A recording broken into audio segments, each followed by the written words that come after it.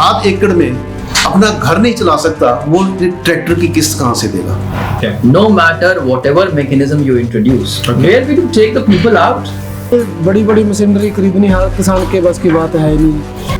Though the reform laws are claiming to resolve the issue, but the reality seems to be far from it.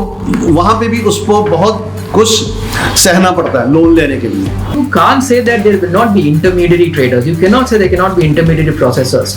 उस वक्त सरकार मेरी help नहीं करेगी, उस वक्त सरकार करेगा आड़तिया। Sooner we will realize that no matter whatever reforms you bring in agriculture, it will not work. तो फार्मर को उसकी एग्जैक्ट प्रोड्यूस का सही रेट मिलना चाहिए।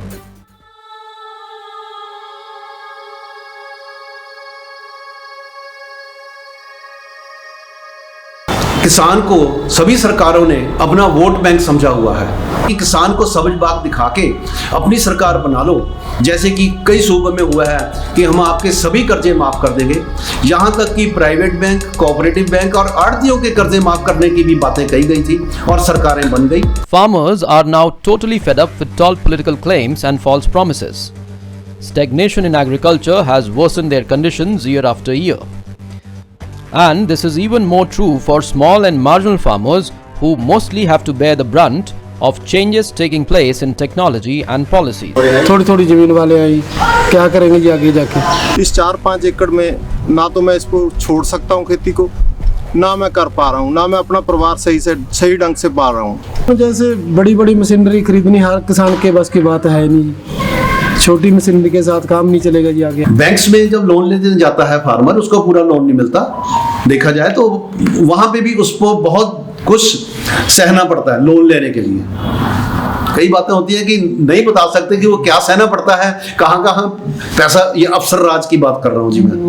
In part 1, we had emphasized why Centre should repeal the laws and rather states should bring reforms. Carrying on with those arguments, it is time to look at some other aspects of the law.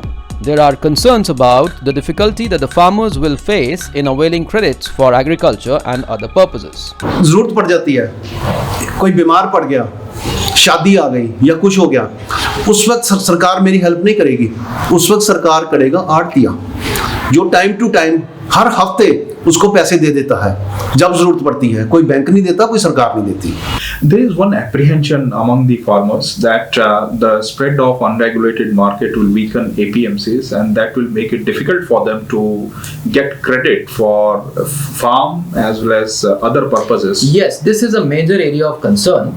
Certain things need to be ensured first. Right? You have to see the agriculture sector with the totality. Okay. When you are bringing these reforms, then first of all, let the credit facilities be easily available to the farmers. Okay. Or government starting up with some special schemes for those people who are going to adversely get affected by these market forces. Okay. Those farmers, if they are going outside APMC Okay. to avail the market opportunities, Okay. then RTRs, they will not be supporting them with the credits. I see. Because they are not utilizing. Okay. It's going to be affecting RTRs also because their markets is shrinking, their commission percentage is going down, will come down overall. Okay. So obviously they won't be interested in giving credit to, and this is going to disrupt a lot of the relationships which are there, I at see. the personal level also in the villages. I see. So in that case, it is going to harm the prospects of these farmers. Okay. Not only for their agricultural credit, but even the personal loans and credit which they take for other purposes. I see. So we need to see that the credit facilities, it needs to be strengthened. Okay. And this is also the case where all this particular aspect, as I mentioned earlier, the agricultural workforce issue, that you need to generate growth centers elsewhere. Okay. Is agriculture, sooner we will realize that no matter whatever reforms you bring in agriculture, it will not work. Okay. Because the price levels with increasing better technology and all that, the price levels will go down. I mean, it have been happening with non-perishables, it will happen for perishables also. I see. With diversification. Okay. In that case, when you have too many people in agriculture, no matter how much reforms you will bring, it will never succeed. Okay. You will have to have other avenues, more growth centers, more cities, let people get into other, leave agriculture as a profession so that it becomes more meaningful for those who are there in agriculture sector. With increasing population, fragmentation of land holdings, stagnating prices and standstill income, the debt burden on the farmers is on the increase. उसके आगे इतने बच्चे थे कि अब देखा जाए तो वो 50 बीघे जमीन के 2-2, 3-3 बीघे वाले हैं बारिश, और 3 बीघे में कोई क्या खेती कर सकता है। जो कि गन्ने की साल में एक बार फसल होती है, उसका भी बकाया शुगर मिलों से किसान को नहीं मिल रहा, तो किसान ने तो कर्जई होना ही होना है। एक किसान जिसने 7 एकड़ में अपना घर नहीं चला सकता, वो ट्रैक्टर की किस्त कहां से देगा? And what seemed to be even bigger a problem is the presence of middlemen in the agriculture markets. Though the reform laws are claiming to resolve the issue, but the reality seems to be far from it. Claims made by this government is that these laws will be eliminating the middlemen from the value chain, and there will be a direct contact between the producer and the consumer, and both will benefit out of it. What do you think about it? Will middlemen be abolished? The population which is there in this country and the overburdened Okay. agriculture, which is such a large workforce, Okay. no matter whatever mechanism you introduce, Okay. where will you take the people out? I mean, they have to live, they have to have their livelihood securities. They need to have some kind of pursuit for their life. Okay. Eventually, these middlemen, or maybe those people who are interested, or new people who are interested in business, will find new opportunities in the value chain. You can't say that there will not be intermediary traders. You cannot say there cannot be intermediary processors. Okay. Yes, there may be, like big companies would take up the contract, would do everything for themselves, but it may also happen like for a number of agricultural startups Okay. who would not want to do everything by themselves. I see. Okay. So they would rather outsource things. Okay. And when they are outsourcing, there may be more specialized such agricultural startups, or maybe processing startups which will come, Okay. which will again act as an intermediary or value chain participants over there. I see. You mean to say that middlemen are going nowhere? The nature of their Yeah, responsibility maybe is it going would get to some extent rationalized. Okay. Maybe to lesser extent exploitative. I see. It is also being claimed by these reforms that the increase in private investment will provide a boost to the infrastructure and also help in the emergence of large number of agricultural entrepreneurs and startups. Could you tell something about the role of startups and how they are going to impact the markets? Will they be able to create fair opportunities in the market? Agricultural startups would be something that could be a game changer in Indian agriculture. I see. It will bring in a lot of diversification. Okay. Markets will get more decentralized through that. Okay. If you could have large number of startups, all these apprehensions related to monopoly and monopolization of agriculture and this, it can be dealt with. The only thing that is required here is that how we could engage small and marginal farmers in Okay. this game. I see. Startups, maybe government can come up with some kind of incentive schemes for the startups, Okay. certain conditions of maybe some kind of waiver on some credit facilities, loan or interest waiver and all. I see. Or maybe with respect to tax holidays, some concession exemption there can be given, so that, and condition could be put there that maybe if they enter into a particular category of farmers, Okay. then they can avail those benefits. Okay. So that most of these contracts that are happening, their agreements, they would be with the small and marginal farmers. I see. This is how, and maybe the state governments can be in a better position even to come up with some of these schemes. But along with promotion of startups, it is also important for state governments to reform, strengthen and expand APMC markets so as to provide more options for the farmers. Small farmers also need to be facilitated to take collective efforts by establishing cooperatives and farmers produce organizations for marketing of their produce. वैसे farmers कहता है कि मेरे को subsidy दो, subsidy दो। Subsidy दे क्या हो जाएगा सब्सिडी से? फार्मर को उसकी एग्जैक्ट प्रोड्यूस का सही रेट मिलना चाहिए, और जो एग्रीकल्चर इनपुट्स हैं उनका भी रेट प्रॉपर होना चाहिए कि उसको कुछ बचे। मोदी साहब ने कहा था कि फार्मर की इनकम में डबल कर दूंगा। Agriculture diversification, as is claimed by the reform laws, should also be fairly promoted and regulated to bring benefits for small farmers. One of the claim made by the government is this, that these laws are going to lead to diversification of the crops. Is this claim true? And if this claim is true, then what will be its impact on small and marginal farmers? Diversification will definitely happen. There is no doubt about it. This is one very positive aspect of these agricultural reforms. I see. And if there will be investment, then obviously you know that bigger farmers and wherever people had been having a monoculture, one type of cropping pattern, those will take a break now. Okay. People will shift the cropping patterns, get into diversify there, because more value enrichment will be there, because there will be opportunities. Okay. There will be investment. Even the perishables, there will be investment. So it will far better for the even bigger farmers to diversify.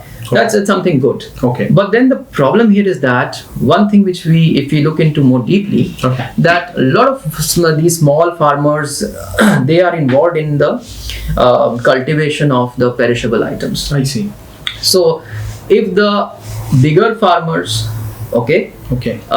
better off farmers, they are getting into diversification, then the competition will increase for small and marginal farmers. Perishable items, there may be more competition there. Okay. So in that case, on these items, the prices may go down. I see. So that may adversely affect, Okay. though it may be good for consumers. Okay. But for farmers, now it has to be seen overall flux, how it works out in Okay. different regions. Okay. Though the reform laws lay claim that they will lead to stabilization of prices, but many fear that this may lead to rise in prices which will adversely affect low-income groups and farmers. अपने घर में store कर लेगा, है ना, थोड़ी सी store कर लेगा अपने खाने के लिए, उसका काम चल जाएगा। पर जिसने 2 किलो आटा दुकान से लेना, उसको मुश्किल हो जाएगी, क्योंकि वो उसको अभी अगर फॉर एग्जांपल 10 रुपए का आटा मिलता है तो उसको 50 का मिलेगा। तो ये सभी के लिए ये मुश्किल है, ऐसा नहीं है कि सिर्फ किसान के लिए है। Ajay, government is claiming that these reforms are going to bring in price stability. What do you think about it? Is it going to happen? No, I mean, that depends on a number of factors, how everything works. But yes, certainly, I mean, positively we can say that there will be price stability, because there will be more competition, fairness, if the markets are functioning as expected. Right. And number of there will be more diversification of agriculture happening. Okay. The market of the perishables will will be taken out from that risky zone. Okay. They will stabilize. The problem is with the Essential Commodity Act amendment, in that the section 2B, which talks about hoarding, and then the exemption limits the government action or government's interference has been mentioned. It's given there that the particular price level it reaches, Okay. for perishable, non-perishable. I'm not getting into details of that. Okay. There what will happen is, when government intervenes with the price regulation, then certain exemptions have been given, Okay. and those exemptions have been given to the value chain participants, processors and all. I see. Yeah, so those can be misused. Okay. Okay, that they can also get into hoarding. Okay. And otherwise, even the normal traders, in order to get more benefits out of the markets, they may get into hoarding by somehow managing the prices the way it suits them. Okay. They may bring about an artificial glut at times, I see. or there is a possibility also of extra procurement Okay. at times to raise the price levels that Okay. would suit them. Could you give some solutions to this problem of price stability, the loophole which you have talked about, that how could it be controlled?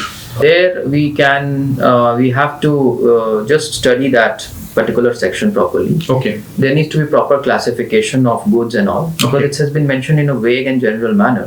Okay. They have only a binary classification of horticulture crops and non-perishables.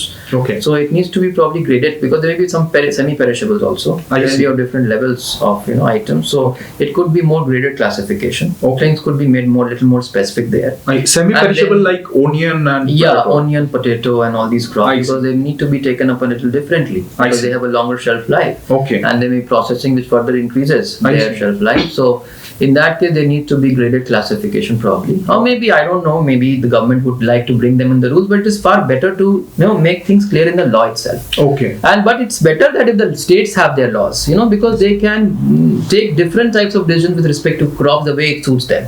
Okay. And the commodities and all, there has to be, you cannot, what needs to be in there in the regulated market, in the unregulated market, I think there should be more autonomy in the policy making here for the states. Okay. And this is how slowly, with a gradual process, you can slowly bring up as many crops, as many items in the unregulated market. This possibility could also be seen. I'm not saying that it should be this way, but this could also be seen. Okay. And at the same time, if the state's regulatory mechanisms are fair enough, state governments. It's better that at the state level we have proper regulatory mechanism for this. Okay. And they're fair enough, then obviously they can intervene whenever such intervention is required.